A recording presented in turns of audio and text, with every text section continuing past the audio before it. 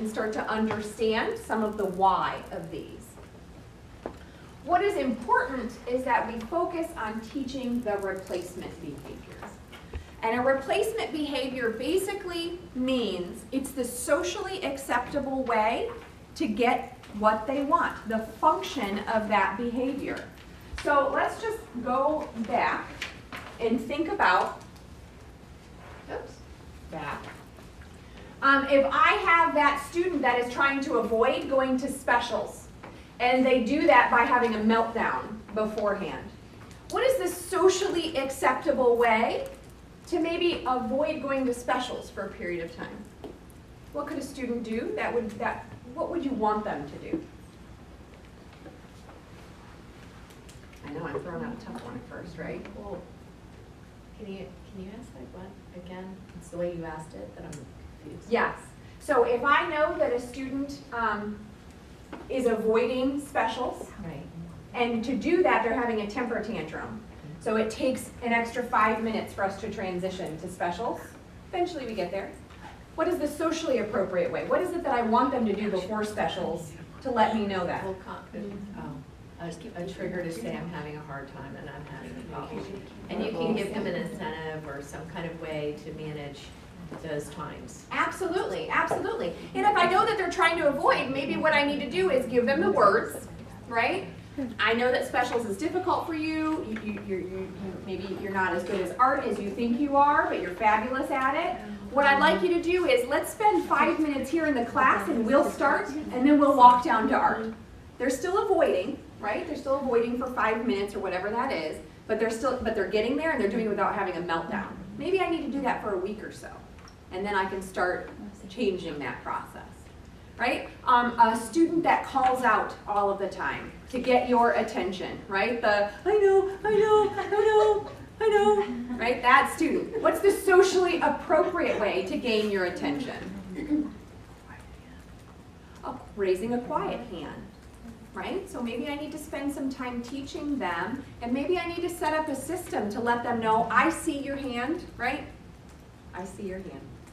And what I'm going to let you know is when I do that, I'm going to come see you within 20 seconds. I see your quiet hand and I appreciate it, but I can't get to you every single time right away. So I need to set up a system to let them know you can get my attention, right? So we want to create a system that has the ability, one, to understand what it is they're trying to get or get away from, so that we can help them learn the socially appropriate replacement behavior. Does that make sense to everybody? Okay. We will talk through more examples as we go through this. It's also important to build a system of positive behavioral supports.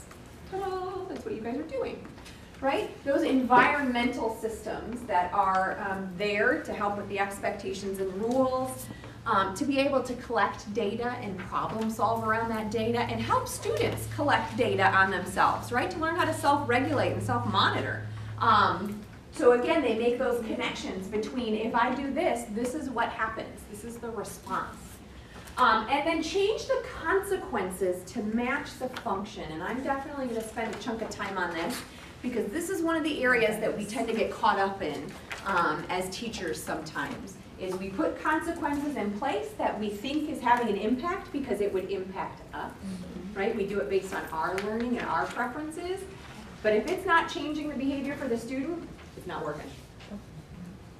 It's not working. So we will talk through some of those as well. So the ABCs of behavior. Everybody break down a song. Come on. It's easy as 1, 2, right? Every time I put that up there. ABCs of behavior. These are really your basic principles, right? So the function of behavior and then our ABC. A stands for antecedent. So those are those things that happen right before a behavior occurs. And then there's the behavior, that observable, measurable thing that happens. Maybe a challenging behavior, maybe just a behavior, right? They pick up their pen and start writing. And I'm going to pay attention to what happens right before. And then a consequence is right after. So in the behavior world, when we think about consequence, it's a neutral term. It doesn't mean good or bad. It just means whatever happens immediately after that behavior. And in the perfect research world, immediately means like within 30 seconds. That's not always the case here, but we do want to start to pay attention to what happens right before and what happens right after a behavior. Okay? So a couple examples. I make an announcement that we are going to begin our period of time where we do writing, right? So I make an announcement. Teacher announces writing. Behavior is, right? Somebody pouts and they have a little bit of a fit and they throw their paper onto the table, right? Consequence may be, oh, come on, I know that you do really well in writing, and I just want you to do this writing because I know that you can do this, and you're really good at writing, and so we're just gonna, I will spend some time with you, we'll work for like 5 or 10 minutes together, and then, okay?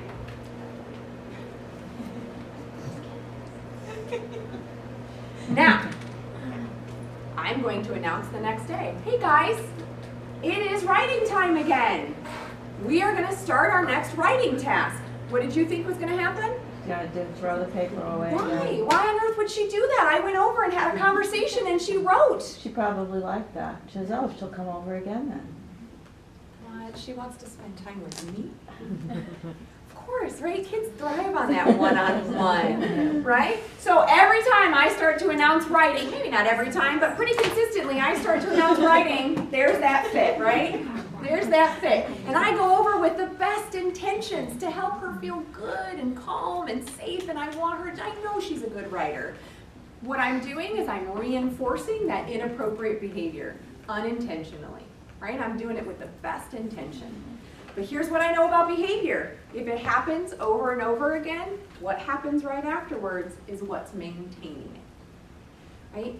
So then I have to think about, what if I get upset with her, right? What if she has that temper tantrum and instead of going over and providing supports, I go, come on, again? If we...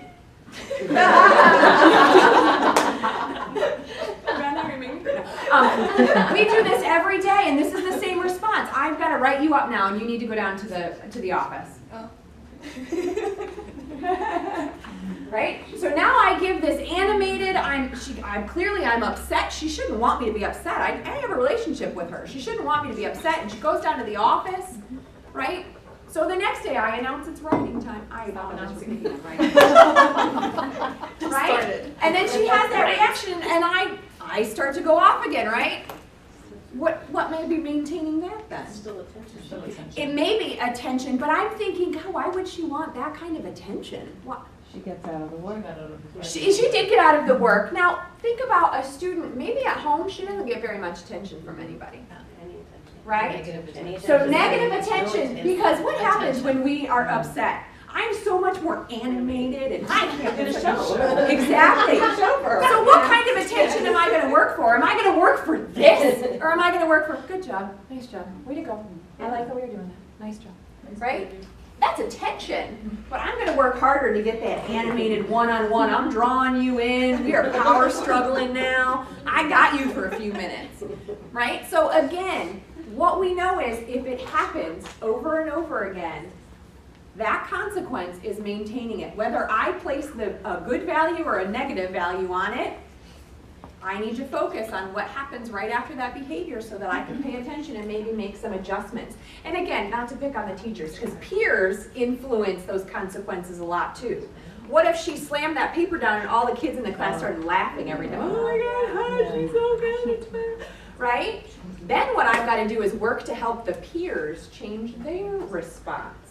Right? So I'm going to work with them to actively ignore, to focus, and maybe I need to give them a little something. Well, thank you for ignoring that inappropriate behavior. Nice job. Thank you. And maybe I've got my blue box and I'm handing them out, or my marbles in the jar, whatever it is that your classroom system is. But I just want you guys to think about how do we start to pay attention to those A's and those C's. And again, we'll talk through a couple more examples. But what they do is they help us find those patterns in behavior. Right? Again, PBS and behavior, a lot of it is about looking at data. Academics is about looking at data. And it's funny to me because a lot of times teachers will say, I don't really know how to collect behavior data. But you're great at collecting academic data. You're fabulous. You progress monitor, you pay attention, you have pre and post, you know your summative and your formative. Same things apply, right? Same rules apply. But one of the easiest data collection processes that you can use in the classroom if you have challenging behavior is just to take a piece of paper and write A, B, and C on top of it in columns. Write down that challenging behavior in your B column, right? Focus on one, challenging behavior, and then start to pay attention for a week or so. Write down what happened right before, what happened right after, right before, right after, right before, right after. And you will very quickly typically see, oh gosh, that consequence, every time this happens, this is the consequence. This is what happens immediately after. So, piece of cake, I used to do that on Post-it notes, right? Because I would wear like the Home Depot belt in my classroom. Box, cha-cha, there's my Post-it notes, there's my bucks, I had everything. But you can track that pretty easily, right? Your most challenging student, the most challenging behavior. Start to look at what those patterns are. When we look at patterns, like when I look at an Excel graph of behavior, the first thing I start to do is pinpoint what days of the week, because it's always the dates down at the bottom, and I'm like, oh, dates are great. But what day of the week is that? Is that always Mondays and Tuesdays? Is it always Fridays? And then what times? Right? Is that happening right before lunch all the time or during a certain academic subject? And then sometimes you have to draw it even further out. One time I was working with a staff member and the pattern of behavior was every other month. And that was when their dad, who was reunifying with the family, had visitation rights. Right? That is not a day-to-day pattern that you're going to see. That took a long time to start to pay attention to what was happening, and it was about a week before he knew that that period of time was coming. He would have a really challenging time. We see that a lot with kids that, have to share homes, right? Yeah. So you guys know that, when they spend the weekend with this parent or this parent, when they come back or before they go, we see some increase in behavior. Absolutely, absolutely. And again, those are things we don't have control over, but what I did is changed the environment so that I was, one, just focused on the fact that it was that week, I kind of knew.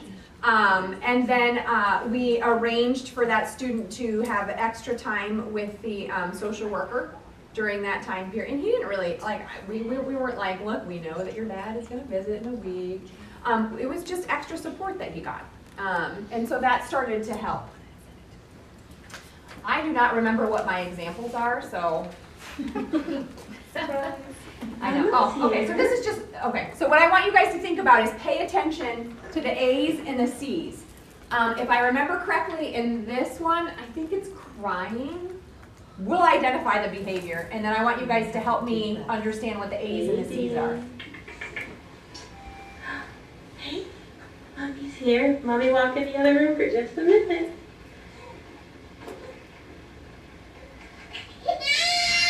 Behavior, crying. Mama's here. Hi. Mama's here. Mommy tried to go to the other room for a minute. What? Whoa. I want to go give you a hug. She comes back every time. Oh my gosh. Mama's here. Hi, sweetie. Both of you. Can Mommy go pee? Can I do something? Okay, I go do something real quick. You're not going to go pee? What are you, crazy? You can't pee. So the mother needs to never punish her child and go with her child. Because then I wouldn't have these fabulous videos to you. All right, so behavior crying. What happened right before the baby started crying? She saw the mom. Mom was in proximity, right? She had mom's attention, basically. What happened right after the crying? Mom came back. What we know about human behavior is that babies learn to cry for attention. I think it's like within 6 weeks of life. Not for food, not for a basic need, for attention. Right? So think about the learning history of your kids. They're coming to you when they're 6, 7, 8, 9. Right? They've had all those years to learn, this is how I get attention. So keep that in mind. But good, you guys are good data analysts so far. This is fun, because these are like a surprise to me every time.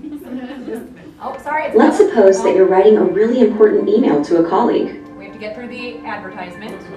See spider went up the I think this is a happy one. Down came the rain and washed the spider out. Up came the sun and dried up all the rain, and the itsy bitsy spider went up the spout again. The lady in red,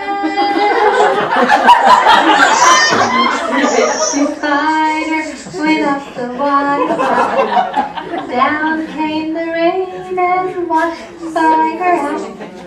Up came the sun and dried up all the rain, and the itsy bitsy spider went up the spout again. When a man,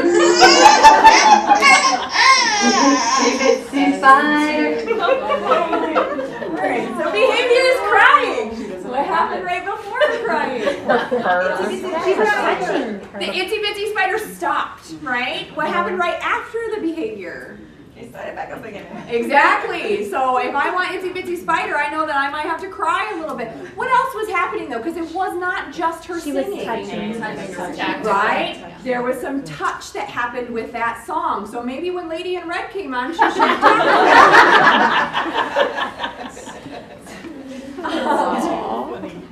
But there we're starting to think about, right? So it's not just that mom is there, but it's that something that I preferred was removed. I wanted that tactile touch. I wanted that song, the intonation, the whatever it is, the volume of that song. And when it's removed, I have that temper tantrum, so it comes back, right? Because I want to get it back.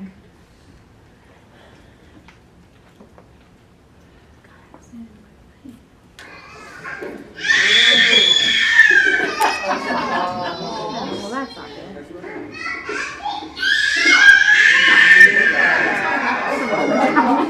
Mom is drinking wine.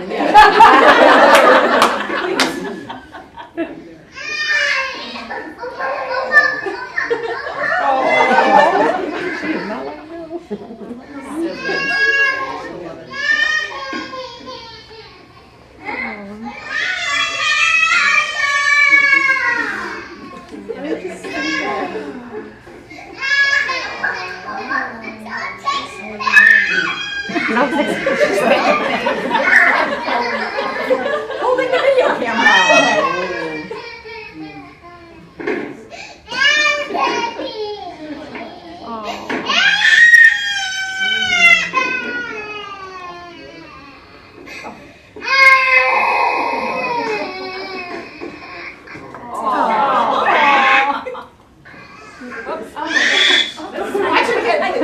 I came here today to get away from them. Never. Okay, can we identify a behavior? Whose behavior do we need to focus on here? Maybe both, right? Maybe both. I have the solution to the problem. Take away the cart. Throw it away. And if we take away the cart, may we still see some crying? Yes, but not for very long because neither of them have them. Exactly, right? So that's another thing to think about. Could the crying get worse Yes. for a period of It time? Exactly. Then they'll find something else to argue about. Right, so we could do a couple things. We could take away the cart, we could redirect, right? So we could think about a different activity that they could both maybe do together, right? So you guys are great problem solvers already. Because you're like, yeah, we do this every day. Does somebody maybe need to learn some communication skills? Like, how do I ask for the cart? And maybe if I can't vocalize it, maybe I have a physical prompt that I can use to let people know, like it's my time with the cart, right? My time with the cart. So we can teach some of those communication skills. Communication isn't always verbal. Communication could be physical prompts and visual prompts that we can use to help people communicate what they need. So good, you guys have some ABCs down. Again, if it keeps happening, it's the A and the C that are keeping it going. So if we see that challenging behavior happening consistently in the classroom, whatever is happening after that is keeping it going, and the environment that it's in, those antecedents, those things beforehand, are helping to set it up for that, right? So I'm sure you guys have heard Einstein's little quote, right? If you do the same thing over and over again and expect different results, right? Not working. Change the environment so we prevent that challenging behavior from ever being needed to be used. I don't think that was a correct sentence, but we'll run with it. So in the mental health and the medical world, there's a term called upstreaming that's used pretty consistently. Has anybody ever heard of upstreaming? So upstreaming comes from this fable where there were several people alongside a river in a small village, and they were enjoying a nice lunch. And when they were enjoying their lunch, there was a child in the river that looked like they were struggling to swim. And they knew that they needed to do something. And so they started to kind of problem solve, okay, well, you go jump in the river, you get that child, I'll go call for help, whatever it is. They start problem solving. And as they're doing that, they see another child in the river struggling to swim. So two of the men jump into the river, working to save, because all of a sudden the river is almost flooded with children that are struggling to swim, that need their assistance. Those two men get in, they start rescuing children and pulling them up out of the side. And as they're doing that, the other gentleman, the third guy, gets up and he starts walking up the river. And the guys are like, wait, what are you doing? Like, we have to save these kids. We're trying to give CPR. What are you doing? And he goes, you guys do what you need to do here. I'm going to go up the river and try to prevent them from falling in. Very true. And if I think about my job in the classroom, I was a fireman all the time, right? I was reacting to situations more often than I was preventing them. Crisis happened, I responded. Crisis happened, I responded. Crisis happened, I responded.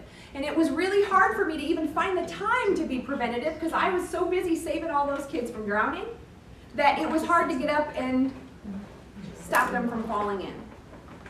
What positive behavior supports does by building that foundation is it creates a safety mechanism up the river, right? So it puts a fence along there and signs that say don't go past this point. Maybe people to monitor that nobody's falling in up the river, right? That's our foundation. That's the environmental preventative strategies that we put in place to make sure that if it happens that somebody doesn't read the sign and they get past the fence and somebody can't stop them from falling in, it's maybe one child that we have to work to save and not a river full. Because that gets overwhelming and that's why we all burn out too fast. Right? So we want to put those preventative strategies in place. So we always want to think about upstreaming. What can I do in my environment to prevent that challenging behavior from being needed? And if I know that that challenging behavior is maintained because I want to get something or get away from something or somebody or somewhere, how do I prevent that need, that function? How do I prevent that why?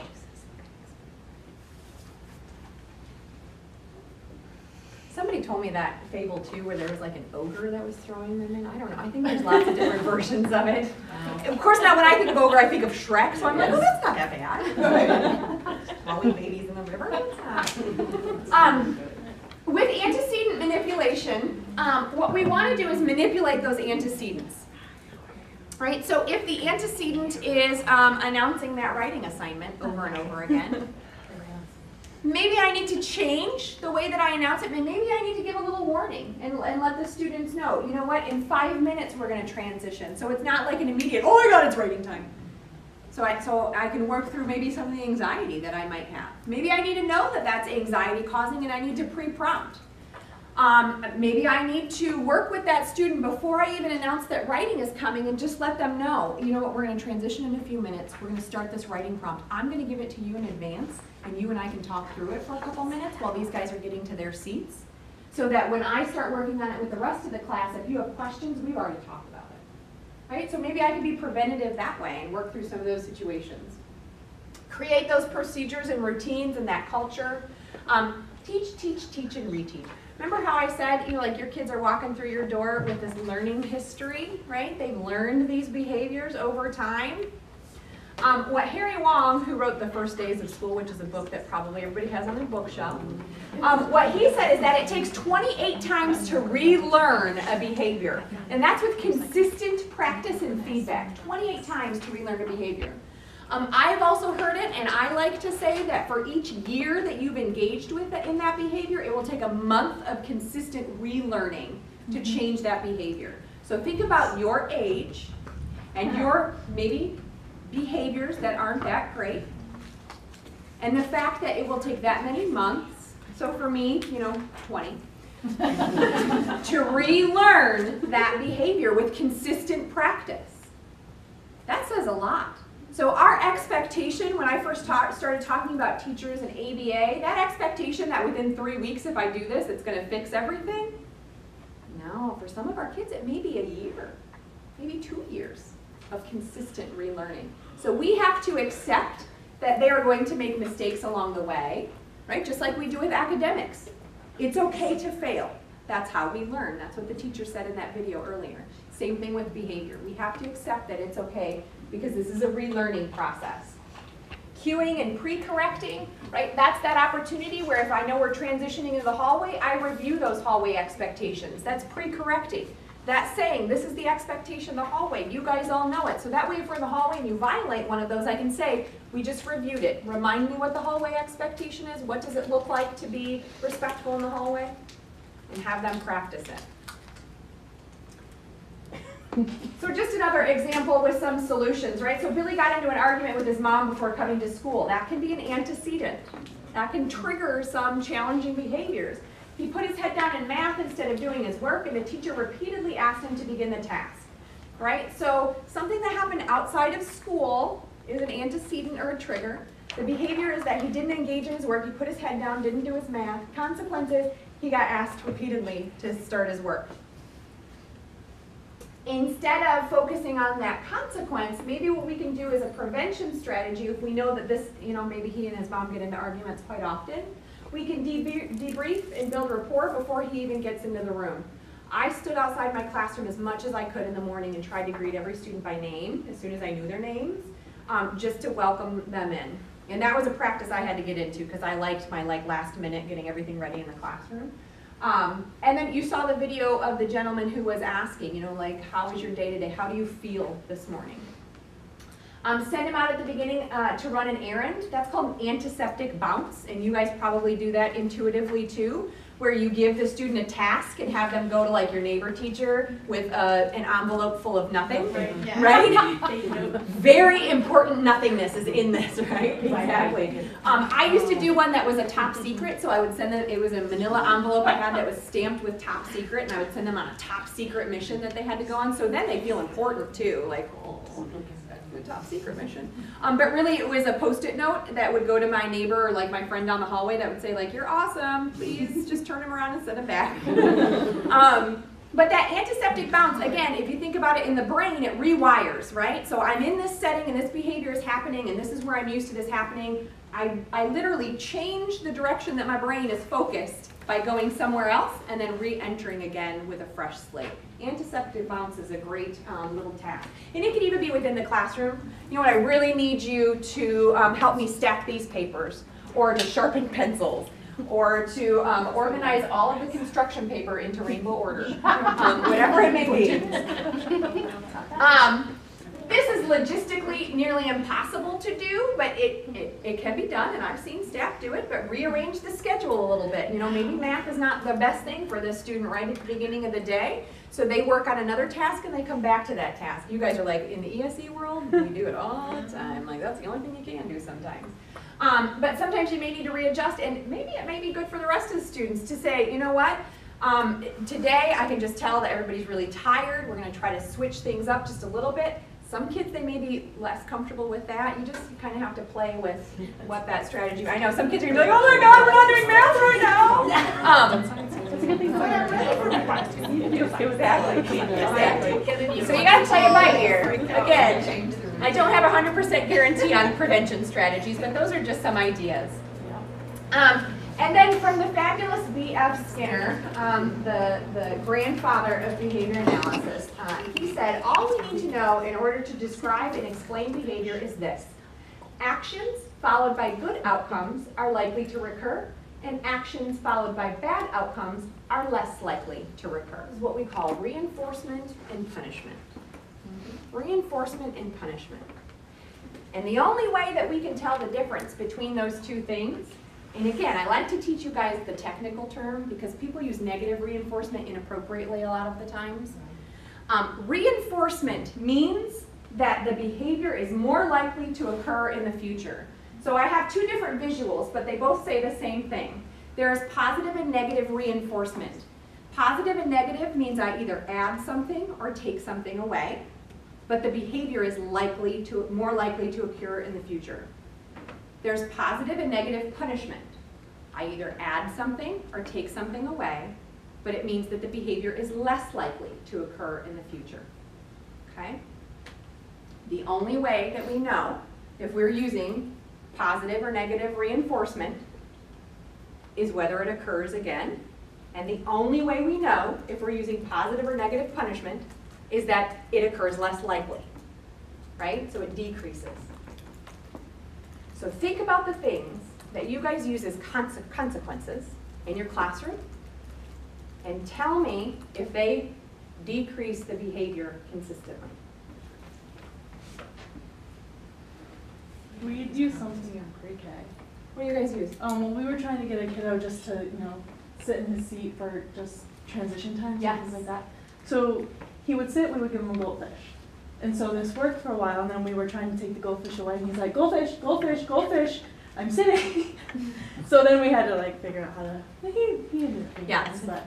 Yeah, so when we put reinforcement or reinforcers in place, sometimes we have to fade them slowly back, right? So maybe it's like if you start with 2 goldfish, then it's 1 goldfish for a period of time, then you half a goldfish, right? So we kind of have to wean ourselves, I know, right? A picture of a goldfish. He was sitting, he got a goldfish. Yeah. He's like, where are you? Yeah, exactly. And then it works, right? Yeah. Sitting increased, absolutely, yeah. Well, I had a case of a student who refused to do a specific assignment and was just not engaging whatsoever. So finally I got out of him, well, since he's not going to do this, I don't want him to sit there sulking, let me figure out something else. He wanted to play a game on an iPad. So I'm like, okay, fine. So I gave it to him. I said, tell you what, I'll let you play for 5 minutes if you will give me 2 sentences. And I started decreasing the time, but increasing how many sentences he had to write. Yes. And by the end of it, he actually was writing completely without anything. Absolutely, absolutely. That's a great intervention strategy. And there's actually something called dots for motivation, which is literally like the garage sale dots that you write the price on. You can negotiate with students and create a plan where, and it works best in math, unfortunately, or like something that's pretty concrete in the number of problems that have to be done. But if they're struggling with motivation, what you do is you assign, okay, so you can do the first 5 and then you put your dot on that one and you get to skip. And so maybe they get 3 dots at the beginning. They get to skip 3 and then they do 5. And they skip 3 and they do 5. And then you decrease the amount of dots that they get over a period of time. And then all of a sudden they're doing a whole worksheet, right? So again, and that's kind of like a chunking strategy for us. Like I can't see all of it. I only need a little bit. And I need to feel the power of like, I need to skip 3, right? That definitely works. So let's talk through some examples of these positive and negatives and understanding reinforcement and punishment a little bit better. So positive reinforcement, remember, is adding something to the environment to increase the likelihood of a behavior. Can anybody think of a classroom example? You guys talked about a couple. Anybody think of a simple classroom example? I add something to the environment. Well, we use the dojo points. So Points. they get the good points, and all of a sudden the whole room will get quiet because they want to make sure they're getting their points. Absolutely, right? So candy, right? That immediate food reinforcer maybe, tickets, tokens, absolutely. A tally mark on the board or something, right? I'm adding something to increase the likelihood of that occurring. Yeah. I had one that kind of blew up in my face when I was potty training my daughter. I would give her 2 M&Ms every time she got Hopefully out not of the literally. No, so I would give her 2 M&Ms every time she went on the potty. Yes, yes. And if she did, she would get 2 M&Ms. If she tried, she just would get, Yes. 1. So then one day she went in her pull-up and I was like, I over-dramatized. Oh my gosh, I said, no, I can't give you M&Ms. And she's like, it's okay, Mommy, I didn't want it. So she peed in her spot, in her thing, Yeah. and she's like, I didn't really want them, so. And And then I had to find something else, so now Exactly, it's not working. exactly. And we make assumptions about what we think are gonna be reinforcers for kids, right? We're like, everybody loves chocolate. Not everybody loves chocolate. Everybody loves dojo points, but there may be a couple kids that maybe don't. Everybody loves tally. Right, so maybe at the beginning of the year, as you guys are thinking about this, do an interest inventory and try to find out what is it that they think they'd work for. And there are, if you Google interest inventory, there are a bazillion, or Bing or Yahoo or whatever search engine you use. I don't want to be Google specific. Yeah, and that's something that, and maybe you guys do it in your classrooms too, as an activity of getting to know your kids, but it helps with that relationship piece also. So, you know, tell me what makes you happy, what makes you sad, things that you would want to work for, right? So like kind of a sheet of paper that you do with them, but it gives you a better idea, kind of what makes them tick, what their interests are, and things of that nature. So it'll help out, especially kind of finding out what their interests are Yeah. in those kind of troubling or problem-solving times. Absolutely. So these are a little bit trickier to think about, these like negative reinforcement. So negative reinforcement is removing something from the environment to increase a behavior. So I take something away to increase the likelihood of a behavior. We take away different parts of recess. Yeah. So that we can, you know, the class will be better. We lose 5 minutes of recess. Is that taking away? No. Does it work? No. Then no, it's not reinforcement, right? Yeah, it definitely works. Sometimes it works, I yes. mean, Okay. it works, it depends on the kids. It depends on the kids. It might, exactly, and we will talk about that too. Right? So it might be time out from a non-preferred activity. Sometimes that works. The best example of negative reinforcement, just to help everybody understand, is when it's raining. If it's raining outside, I put up an umbrella. It removes the rain, the stimulus of the rain. So the next time I see rain, I'm more likely to put up an umbrella, right? Removed negative stimulus. I know, negative reinforcement is a tough one, and we don't use it that often. Here's where it happens the most. Us. Okay? When I write a referral and send a student down to the office because they're engaging in challenging behavior, I get a reprieve. Right? Removal of an aversive stimulus for a period of time, increase the likelihood of my behavior. The next time I see that challenging behavior, I'm going to think, God, last time I got like 20 minutes of learning. The classroom calmed down, everybody was on task. Maybe I need to write that referral again. Negative reinforcement for our behavior, unfortunately, when it may not be working for that student. So we may have to change our behavior. How about punishers? And again, I know punishment, the word sounds so harsh. Positive punishment means I add something to the environment to decrease a behavior. Can you guys think of a time that you added something and the behavior stopped or it changed?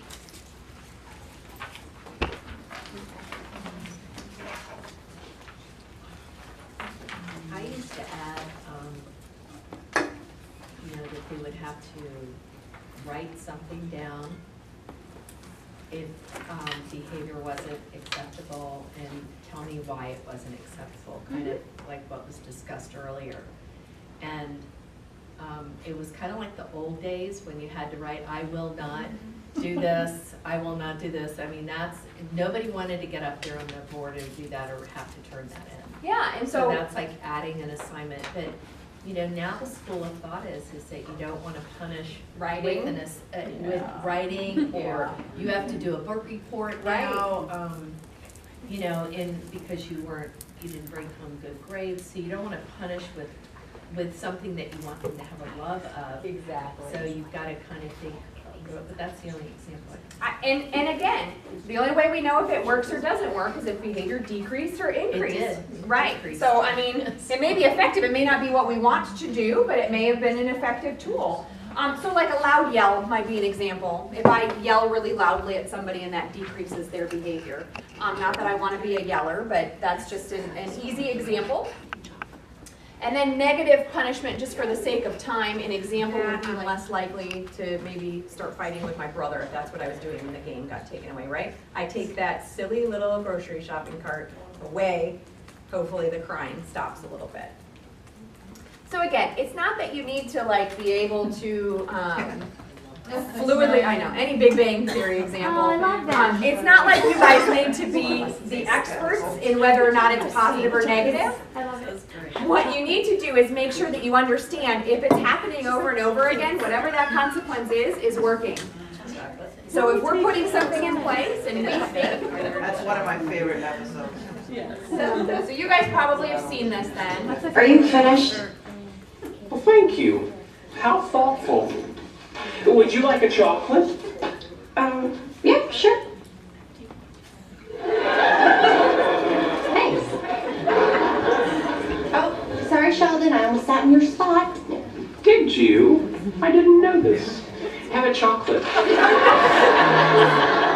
Thank you.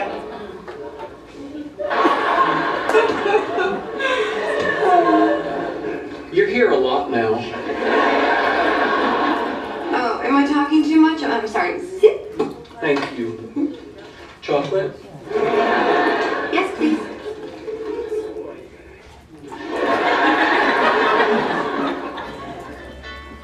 Oh, hey, Kim. Yeah, you know what? Hold on. Let me take this in the hall.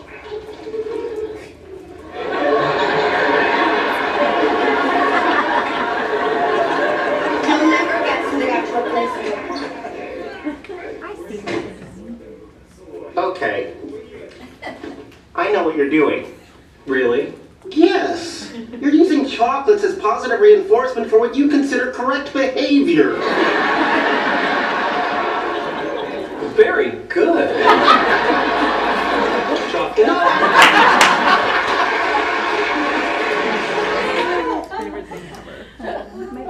And the best thing is people don't even have to know that you're using these strategies, right?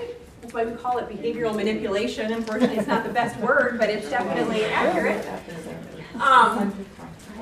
But again, you want to know what reinforcers are going to work. So you need to know your students and what's going to work for them. And then you need to pay attention to if it's working. So right with Penny, it was starting to work. She started to understand what she was getting the reinforcer for. And in the positive behavior intervention world, we like to actually let the person know why they're getting that incentive, right? So if I hand out a blue ticket for appropriate behavior, I'm going to say, you're getting this because you're showing respect in the hallway. And you know, at Double Branch, we show respect in the hallway. Great job. Right? So we want to be explicit and make those connections why I'm getting this incentive or reinforcer. And that can be in the classroom, that can be anywhere. But you want to make sure that people understand why they're getting that. And then just a funny example of a punisher. Well, Timmy, it looks like you've just earned yourself 10 minutes with Mr. Whiskers. So, one of the things I want you guys to think about. I like being a whiskey. I'm convinced that I can call memory. A few of the things that I want you guys to think about that are really important is that example with Mr. Whiskers. So the most common, what we think is a consequence that gets used in the classroom is timeout. That is the most common consequence procedure that we put in place. For some students, that may work. The only time that timeout is effective, though, is if they are removed from an activity that they prefer. Right? So I'm a hockey fan, and so I think about timeout in terms of the penalty box. Mm-hmm. And the reason the penalty box works is because those boys want to be on the ice. Right? They long to be out on the ice. So if I have a skill deficit in math, and I engage in a challenging behavior, and I get timeout during math, punisher or reinforcer? Reinforcers. And I will only know that if I engage in that challenging behavior and I get timeout again, and I engage and I get timeout, and I engage and I get timeout. Maybe I get longer timeout. Maybe I get timeout somewhere else, but I'm still getting time away from something that I don't want to be doing. So it's working for me, right? So that's why we want to pay attention to those things. If the behavior doesn't decrease or stop, it's not a punisher. And again, when we think about punisher, all we're saying is that we're adding or taking something away from the environment to decrease that behavior. And so we utilize those strategies all the time in the classroom. We also don't want to rely too heavily on that because we can create a culture of punishment. If that's all that we're focused on and that's the only tool that we're pulling out of our toolbox, we're going to find that that's what we start to create as a culture in the classroom. So again, remember, we want to use those preventative strategies. We want to think about how we can manipulate those antecedents, how we can use trauma-informed care, universal precautions. That's where we really want to put our emphasis. The other tricky thing is environments outside of the school, we might not be able to match those punishers, right? So this is the kid who you go, I'm going to call your mom. And the kid whips out his phone and goes, go for it. Right? Whatever you do to me here isn't going to be nearly as bad as anything out there, so you got nothing. Right? So we have to think about that. Maybe what we need to do is increase the amount of positive stuff that we're getting, because maybe they're not getting enough of that, and that can help build that relationship in a much more effective way. So the other animal training lesson that I learned very quickly was I was working with a dog trainer. Right, so he made his money by people dropping off their puppies and dogs. He did the training for 3 weeks with them, and then the people came and picked up their dog, and they were trained in basic skills. And as I'm watching him, and he graduated from the same university that I did with an emphasis in behavior analysis, so I knew he knew what he was talking about. And eventually I said, you know, I noticed that you do a lot of leash pulling, where you jerk, right, which would be a punisher. Right, an aversive stimulus, a jerk around the neck in order to stop challenging behavior. And I said, why don't you use more positive reinforcement? Like, we know that that's an effective tool, and it's healthier, and it will make for happier animals. And he was like, yeah, I could do that, but people want what they paid for, and they want it fast. Punishers work quickly. Punishers work quickly, and that's why we tend to try to rely on them. Where it's harder to wait for somebody to engage in the right behavior and then reward that, right? I could wait all day long for my dog to sit. All day. And then by the time he does it, I'm like, oh my God, seriously? It took you all day, right? That's not reinforcing that behavior. So it's easy for us to rely on something that we think is a good strategy because it's faster, and we live in a very fast-paced society and world. But we may need to wait for some appropriate behaviors or teach those appropriate behaviors so that we can reward and reinforce those, because that's just going to create a healthier and happier person and classroom. Well, also because it's illegal for us. Yeah, you cannot do that. You cannot do that. Please don't do that, I see. Please. Thank you for bringing in our professional code of ethics. That is accurate. And suspension and those things that we tend to use, office referrals, right, sending a student out of our classroom, is we know that it reduces engagement, student academic time, right? This is huge. And what we know is the kids that are removed from the class the most are the ones that need it the most, right? So there's that kind of chicken and egg. Is it the academics or is it the behavior? Is it the academics or the behavior? It's usually both. Yeah. There's a skill deficit or a deficit need, and then they're engaging in this challenging behavior because they want to save face, or they're embarrassed, or they don't know and they don't know how to ask questions, and then they're all starting to work together to create this really challenging and complex kid who really needs to be in the classroom getting all of those supports. It's the strongest indicator of student dropping out. And what we know about dropout and the trajectory for dropout is it starts in elementary school. That trajectory for dropping out starts, and when we look at our early warning system data, we know this. So if you want to talk about that. If you look at the early warning system data, if a student is off track in 3rd grade, there's a 50% chance that they will either drop out or not graduate on time by 3rd grade. So 50% accuracy with that. In 7th grade, it jumps to 65% accuracy, and in 9th grade, if they're off track, it's a 90% accuracy. Yeah. So, I mean, we have that information now, and so, you know, calling it early warning system is just that early. They're early indicators that we can intervene and provide supports to change that trajectory and change the outcome. So I told you guys that I was a student that struggled in school. I would consider myself somebody with a significant math deficit. Math just never really worked for me in my head. In 1st grade, I learned that if I faked being sick, I could go down to the nurse's office and spend time down in the nurse's office. And I created a pattern of that. I created so much of it, and again, 1st grade, I'm losing foundational skills, right? Everything else I needed for the rest of my math history, I was losing. I created enough of a pattern of not being in math class, but that by the time I was a sophomore in high school, I missed almost the entire year of school, just skipping. So they asked me not to come back, right? So I was a high school dropout. And I still don't have those foundational math skills. Thank goodness Apple put a calculator on my phone. Or I would be lost in the world. And thank goodness there are people who love math because I become friends with them. Right? And that's what makes the world go round, right? Obviously I have other strengths and skills. And what I needed people to do was help me use those strengths and skills to understand math somehow. And I always ask myself, like, I don't know if Common Core would help me. I look at it now and I'm like, woo! But maybe as a kid, as I was learning those foundational skills, it would have made visual sense to me somehow. I don't know. But it was hard because nobody picked up on those patterns. Nobody saw that. But that's what I mean by it starts early. It starts early. It's not a deterrent for future misconduct, suspension and exclusion, office referrals. It doesn't change the behavior. It doesn't teach them what they need to be doing, right? So really what we want to do is we want to focus on teaching the appropriate behavior. Teaching the appropriate behavior, those social skills, those foundational skills. I already talked about timeout. I think I talked about some of these things, but some other common uses, some common consequences. Suspension. It's disproportionately used, and that's what I said about the negative reinforcement, right? So they're out of my class. I remember growing up with my mom. I would know when certain kids weren't in her classroom because she would be in a much better mood when she came home in the evening. You're like, oh, Timmy wasn't in class today, huh, Mom?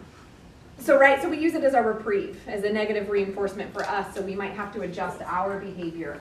Restitution, like we like to use restitution. Oh my God, if you do that, you're gonna go clean the cafeteria. Do you know how many kids love cleaning the cafeteria?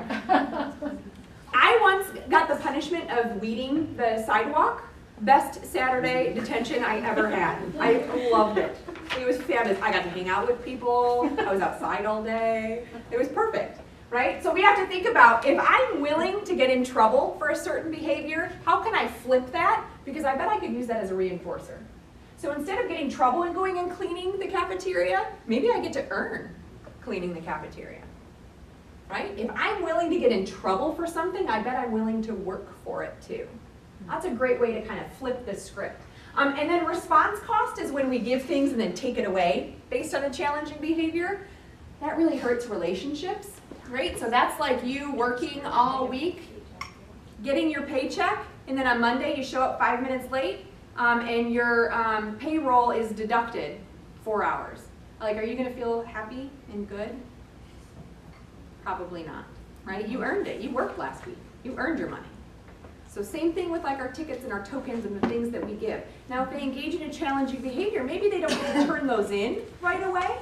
They get to keep them. But maybe they don't get to turn them in for the dance that's happening that afternoon or something like that. They've got to save them and wait for the next opportunity. But taking it away can be challenging, so we want to make sure that we try to steer clear of that. And then again, think about what we can use as rewards.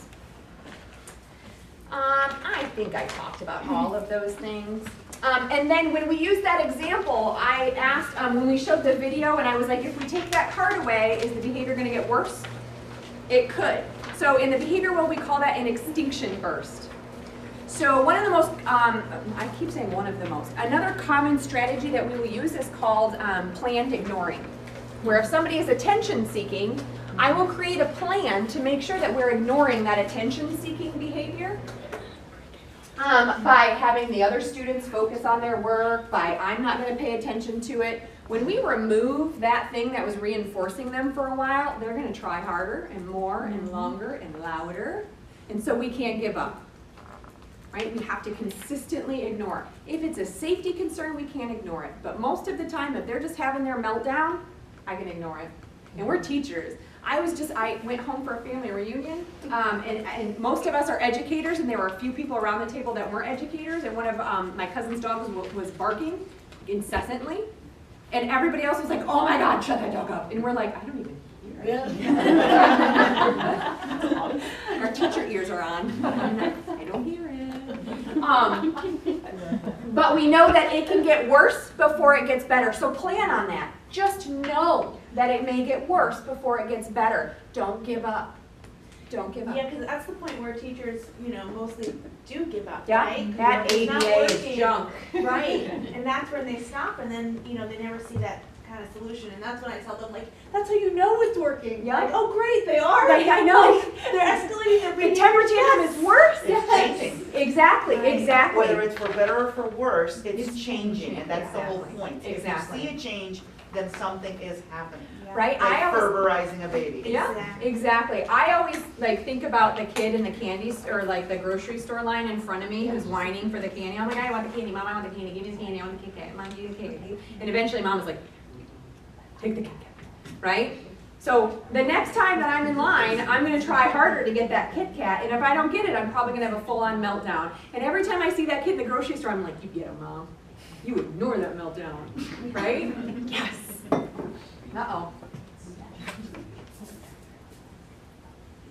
All right, so I don't think we're going to have time for that. So I just want you to consider a few things, then I'm going to ask you some kind of final thoughts and questions. I think. Right, so we want to what we call flood the system in the beginning. All right, so if I use Blue Box, or if I have a system in my classroom where they're earning something on the treasure box, marbles, tickets, tokens, stickers, whatever it is, money with my face on it, whatever it may be, I want to flood the system at first to make sure that everybody can access it. I want everybody to touch it and access it, right? I want to make sure that everybody knows why they're getting that. And then I'm going to maybe focus a little bit more on students that I think need it more often, but I want to make sure everybody gets the money, right? You're buying into my banking system. Right, so I'm going to flood the system, so frequent and attainable opportunities. And I want to give them opportunities, and for that I may need to force it. I may need to ask a kid to practice it, because they're not going to do it naturally, right? I can't wait for that dog to sit all day long. I'm going to give them the opportunity to show me what raising their hand looks like, so that I can give them that ticket for that behavior. These are just examples of things that you can do, and here's the fabulous thing about reinforcement. Most of it's free. Most of it's stuff that we can do, especially when we think about attention and tangibles. There are things that we have available to us, sensory, right? So time with friends, verbal praise, activities, maybe being a teacher's assistant or those jobs and roles that are in classrooms. Sensory things. There are kids that want to work for sensory. Maybe it's listening to music, maybe it's sitting in a quiet, dark space in the classroom and getting to read a book. Escaping are things like 1-minute tickets or no homework passes, right? So they can get out of something for a period of time. And then tangibles, edibles, tokens. I apologize. I will forewarn next time. I know, right? I know. Yeah. One thing that I was thinking about over the summer is sometimes we reward kids with, for example, Skittles. So if you have this percentage on Dojo, you get 5 Skittles or whatever. If the kid doesn't like Skittles, then that means nothing to them. So varying what the reward is. Absolutely. And the other thing, like with your school-wide system with your bucks, you're going to have savers and spenders, and you may see that in the classroom as well. So how do you set it up so that those kids that you know are savers are going to be able to earn something bigger, right? And also, how do you embed that into learning lessons, like in math and social skills lessons, civics lessons, right? Spending and saving, you can use your school-wide dollar system in a lot of learning opportunities. And Jenna, just a couple things, because some of the stuff we're touching on now are things that I've heard back a lot, either from staff or parents too. The types of things that we use for rewards, I think that's really an important piece. You guys are going to need to engage in conversations with your team about that. Yeah. Because we do have a lot of staff that don't believe in the tangible awards or rewards initially, and I kind of walk the line on it, I'll be honest with you. I think everybody, like you said, likes a quick fix, and we're want to move on, right? Got a lot to do. Over time, we do want to build the intrinsic desire to do the right thing, yet we know what we've learned about the brain, that they're maybe not be there yet. So I think that we have to look for ways to have the non-tangible reinforcers whenever possible, and then we can access those when we need them. Yeah. Okay? But I think one of the things that I need us to really think about is how do we utilize those and protect the environment too for all of the students? Because that's a lot of what I've heard, where it appears we're rewarding negative behavior, and I loved how you talked about it being not reactive, but a proactive approach. And a lot of times if you get that reinforcer in there before, it extinguishes the behavior and we move on and all is well, right? So we have to have really serious conversations about that. So that's why today was so important, because that's what we envisioned some of the initial conversations on Friday being around, is whether it's the teams coming to some thought process on what the rewards or the systems that are in place that best suit the developmental age of your kids, right? How are we going to approach? Absolutely. Okay. So just some So I want to orient you to the PBIS Canvas site that is available, and let you guys have the course number, which, here. And I'll put it out on the weekly update, the course number. I've got it ready to go as Perfect, back, perfect. So, So another resource, and you guys can just write this one down, but this is a friend of mine who does great work, but she's called the Behavior Doctor, and her website is Behavior Doctor Seminars. But if you just type in Behavior Doctor, you'll get to her site. She's one of those people that loves sharing and disseminating resources, so she makes a lot of incredibly powerful resources and just gives them away instead of making a lot of money on them. She really likes to flood the system with resources. So Dr. Laura Ripple, she's got a lot of great stuff. And then the PBIS Canvas site will give you guys kind of organized in those tiers some strategies and resources and supports, lesson plans that are already made that you can follow. Because a lot of schools' expectations are fairly similar, so a lot of times all you have to do is take something and just tweak it a little. But that's a really great resource. 3944. So is 38944?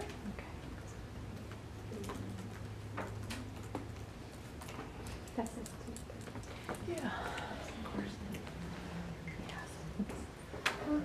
So there's tier 1 resources, there's tier 2 resources, there's tier 3 resources. There's a page that's just got general PBIS resources. Yeah, will you click on that for a second? Because that's got articles, it's got tool books, it's got other Canvas sites that you might be interested in. It's got stuff just for administrators and kind of understanding that school-wide system.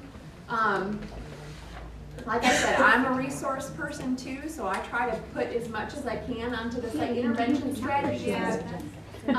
There's even one document that's intervention strategies. So this behavior intervention guide is strategies aligned to function. So if you know that it's attention, it's a whole list of interventions for attention. If you know that it is escape, it's a whole list of interventions for escape. So there's dots for motivation that I talked about. So a lot of the strategies that we talked about are already in there and you can look at them. So that, again, because you guys have so much free time, and I know this weekend, Could I just pick 3? Janelle, summarize it for us. I know, it's hard to just pick 3. I know. Well, what I can do is let you know that because you guys are a PBIS school, and Janelle, you're the coach, correct? So what Janelle does as the PBIS coach is she comes to additional training, and then she also gets emails sent from me about additional resources that are available. So that's stuff that she can share out in faculty meetings or in emails once it's gathered, and she can kind of vet whether it's something that you guys would be interested in. So there's at least 2 resources that you guys have access to that you can use on Friday and throughout the year to kind of build on this PBIS system that you have in place. So now that your brains are probably going to explode. Oh, mine's not. Buddy. I know, right? And we thought that we're done being mush brains.